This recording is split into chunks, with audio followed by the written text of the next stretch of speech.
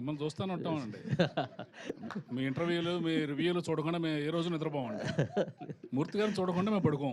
లేదు కానీ అంటే మీరు ఇందాక స్పీచ్లో మాట అన్నారు, ఆ, చాలా కాలం ఏంది డిస్ట్రిబ్యూటర్లు 20% కమిషన్ తిని అని చెప్పి. కరెక్టేనండి. కానీ గత 2 ఏళ్ళుగా చాలా పెద్ద సినిమాలు వచ్చాయి, చాలా పెద్ద పెద్ద అంకెలు పోస్టర్లు వేసిన సినిమాలు వచ్చాయి.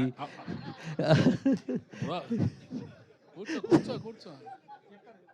సరే పోస్టర్లు వేస్తున్నారు, అది కాదు దాని సార్. మేము కాదని పేర్లు చెప్పొద్దు. అనలేకపోతున్నాం. పేర్లు వాస్తవం మనం మేము అనుకో- మాట్లాడలేకపోతున్నాం. ఇప్పుడు మాకు మీరు ఉన్న పంపిణీ పనులతోటి. చేశారా, వేరే వాళ్ళు పంపిణీ చేశారా అంత పక్కన పెడితే గత 2 ఏళ్ళుగా పెద్ద పెద్ద పోస్టర్లు వేసిన సినిమాలు వచ్చాయి, కొంతమంది డిస్ట్రిబ్యూటర్లు ఫారిన్ తీసుకెళ్లిన సినిమాలు వచ్చాయి హిట్ అని చెప్పి.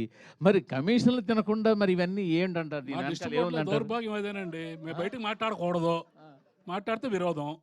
మేము డబ్బు పోగొట్టుకుని కూడా పోగొట్టుకున్నామని చెప్పుకోలేని పరిస్థితి. అదేండి వాస్తవం చెప్పాలంటే. మీరు అడిగారు కాబట్టి చెప్తున్నా. అదే అదే లేకపోతే మేము నిజం చెప్పామనుకోండి, మాకు నెక్స్ట్ పిక్చర్ ఎవరు? ఆ, నష్టపోయి నెక్స్ట్ పిక్చర్ పోగొట్టుకున్నాడు అవుతాం. మీకు తెలుసు ఆ విషయం. ఉమ్. ఆ. సో అందుకని డబ్బులు పోయినా ఏం నవ్వుతూ ఉండాలి. చేస్తామండి, డిస్ట్రిబ్యూటర్ పరిస్థితి అలాగే ఉంది ఇవాళ. రాజుగారు అన్నారు చూడండి, జిల్లాకు ఒకళ్ళు ఇద్దరు మిగిలారని. ఆ ఇద్దరు కూడా మిగలకుండా పోతారు ఇక. ఓకే సరే, ఇంకొక క్వశ్చన్ ఇందాక హరి గారు మీ అందరి తరఫున మిమ్మల్ని అడుగుతాను. ఎందుకంటే మీ తప్పలేదు, సీనియర్ మాట్లాడండి. డిస్ట్రిబ్యూటర్ మీరు వీళ్ళందరిలో కూడా బాగా సీనియర్ డిస్ట్రిబ్యూటర్ కాబట్టి. ఇటీవల కాలంలో ఇంకొక ట్రెండ్ కూడా స్టార్ట్ అయింది. ఒకప్పుడు మేము హరి గారికో లేకపోతే మీకో ఇంకో ఎవరికైనా ఫోన్ చేస్తే ఎంత చేసిందంటే టక్మని చెప్పేసే పని ఉండేది. గత 2 సంవత్సరాలుగా చెప్పడాన్ని కూడా మీకు తాళం వేసి నెంబర్లు చెప్పకుండా అలాంటి పరిస్థితి ఒకటి స్టార్ట్ అయింది ఇండస్ట్రీలో. అవునంటారు కాదండి? డెఫినెట్గానండి.